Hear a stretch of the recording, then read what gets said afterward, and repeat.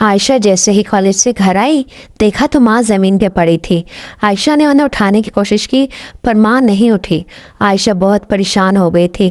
اس نے فوراً زیان کو کال ملائی اور کہا زیان ماں بہت بیمار ہے اور بے ہوش پڑی ہیں، میں کیا کروں؟ مجھے تمہاری بہت ضرورت ہے زیان، تم پلیز آ جاؤ نا۔ زیان نے کہا ٹھیک ہے، میں ابھی تمہارے شہر آتا ہوں، تم میرا انتظار کرنا۔ عائشہ ماں کو لے کے ہاسپٹل پہنچ گئی۔ وہاں جا کر زیان کو کال ملائی اور کہا زیان تم کب آؤ گے؟ زیان نے کہا باہر آؤ، میں آ چکا ہوں۔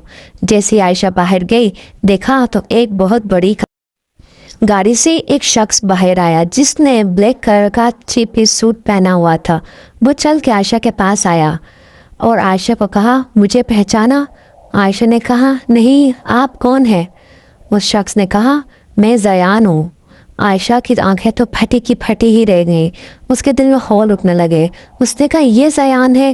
یہ تو 50 سال کا آدمی ہے، اس نے مجھے دھوکہ دیا۔ اس کے دل میں بہت عجیب و غریب خیال آ رہے تھے، لیکن اس ٹائم اس نے وہ خیال اس پہ ظاہر کرنا ضروری نہیں سمجھا۔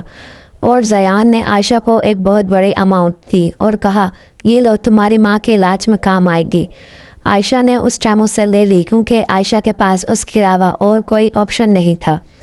عائشہ کو زیان ادھر چھوڑ کے واپس چلا گیا۔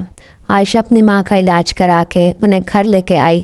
پورے راستے اس کے دماغ میں صرف ایک ہی خیال آتا رہا کہ یہ زیان ہے، اس سے مجھ سے کیوں چھپایا اور مجھے پتہ کیوں نہیں چلا۔